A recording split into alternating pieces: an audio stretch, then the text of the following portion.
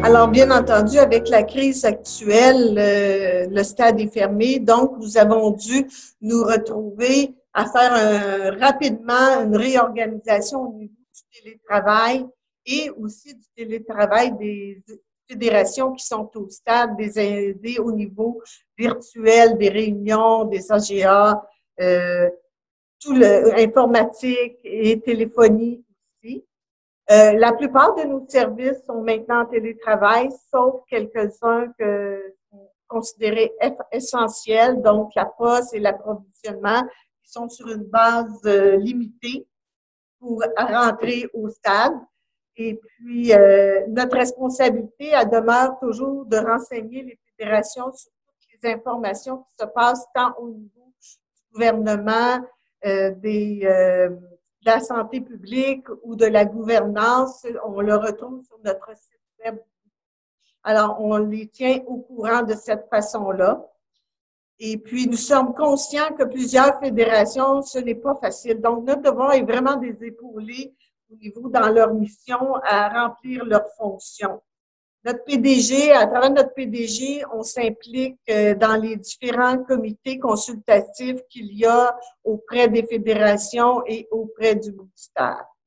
Donc, comme présidente, ma position quand tout cela a débuté, donc pour moi, ma priorité était la communication et la relation de confiance que nous avions envers notre PDG et le conseil d'administration. C'est ce qu'on a travaillé plus à ce niveau-là.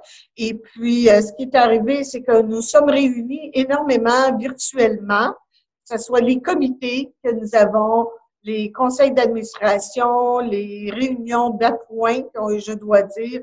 Donc, à ce niveau, on s'est réunis. Et moi, j'ai une constante communication avec le PDG, que ce soit pour les actions posées, tout en respectant chacun nos responsabilités.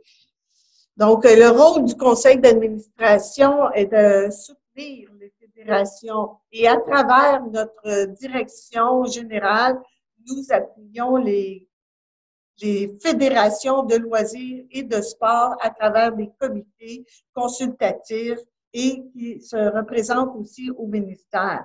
On est à l'écoute de nos membres, mais nous travaillons dans mesure du possible de les aider afin de garder notre neutralité.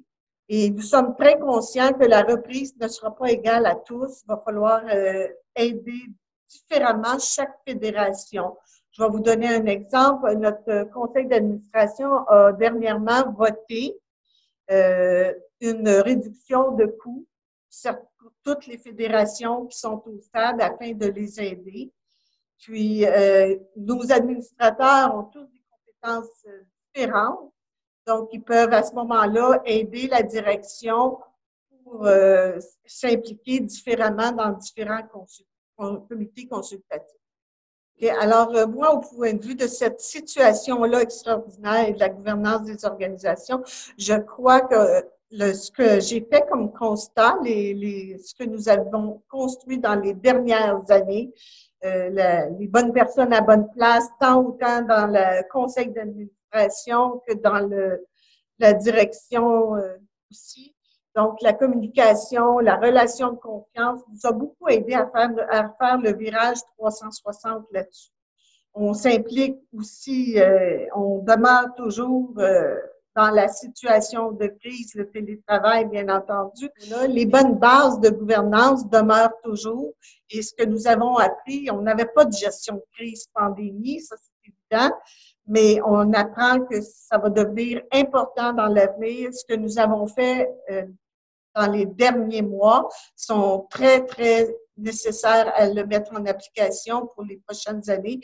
étant donné que ça a des chances d'arriver encore. Je pense qu'une crise comme celle que nous vivons va affecter la gouvernance à long terme.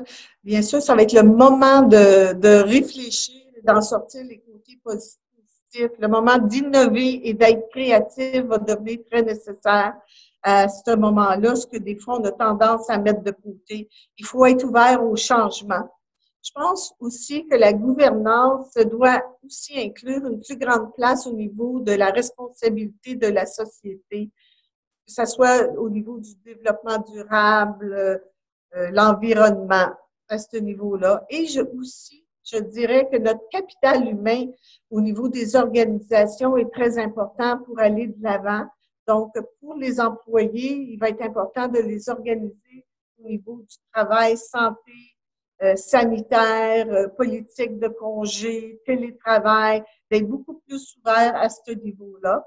Et je vous dirais, le plus important, ce serait aussi au niveau de la diversification des administrateurs, la diversification des générations ethniques, la parité. Je trouve que ce sont tous des atouts qui vont nous amener à une meilleure gouvernance à long terme.